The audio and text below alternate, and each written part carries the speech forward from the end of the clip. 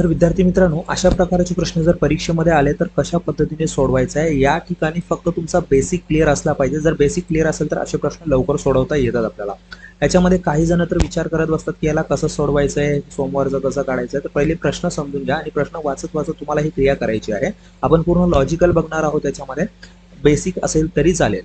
तर सोमवार ते शनिवार पर्यंतची भाजी विक्रेत्याची सरासरी विक्री आहे 200 रुपये।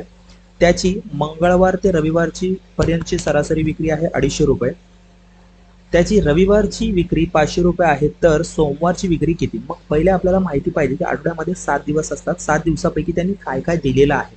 तर या ठिकाणी मित्रांनो, त्यांनी जर पहिला जर टप्पा बघितला तर सोमवार ते आपल्याला पूर्ण शनिवार पर्यंतची विक्री दिलेली आहे, ते पण सरासरी विक्री। मग सरासरी विक्रीमधून एकूण विक्री कशी काढायची आहे? तर 6 दिवस आहेत, या 6 दिवसामध्ये त्यांची 200 रुपये सरासरी विक्री होती, त्यांनी दिलेला आहे या ठिकाणी। तर त्याची एकूण विक्री झाली मित्रांनो 1200 रुपये। आणि जर तुम्ही दुसरा टप्पा बघितला तर मंगळवार पासूनची विक्री दिलेली आहे पूर्ण रविवार पर्यंतची, तर त्याच्यामध्ये पण 6 दिवस आहेत आणि त्याच्यामध्ये त्यांनी दिलेला आहे 250 रुपये सरासरी विक्री। सरासरी म्हणून आपण हे गुणाकार करतोय 250 रुपये। तर इथे जर गुणाकार केला तर 25 × 150 म्हणजे हे येतात 1500 रुपये। आता जर तुम्ही प्रश्न नीट वाचला, शेवटी दिलेला आहे त्यांची रविवारची एकच दिवसाची विक्री आहे 500 रुपये। म्हणजे ह्या जर रविवारची विक्री जर ह्याच्यामधून काढून टाकली आपण 500 रुपये, तर राहिलेले 1000 रुपये जे आहेत तर ते हे प्युअरली आहेत कोणते?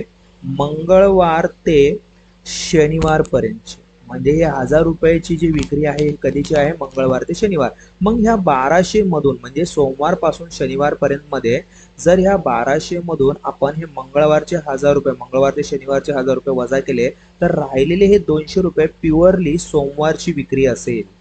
म्हणजे राहिलेले हे 200 रुपये जे आहे ते प्युअरली सोमवारची, म्हणजे आपल्या प्रश्नाचं उत्तर किती आहे? 200 रुपये। अशा प्रकारच्या प्रश्नांना प्रश्न पहिले व्यवस्थित समजून घेतलं पाहिजे आणि आपलं बेसिक क्लिअर पाहिजे, तेव्हा हे प्रश्न सोपे वाटतात। काही जण ह्या प्रश्नांमध्ये गुंतून बसतात, काय करायचंय, कुठे सोडवायचंय, कसं काढायचंय।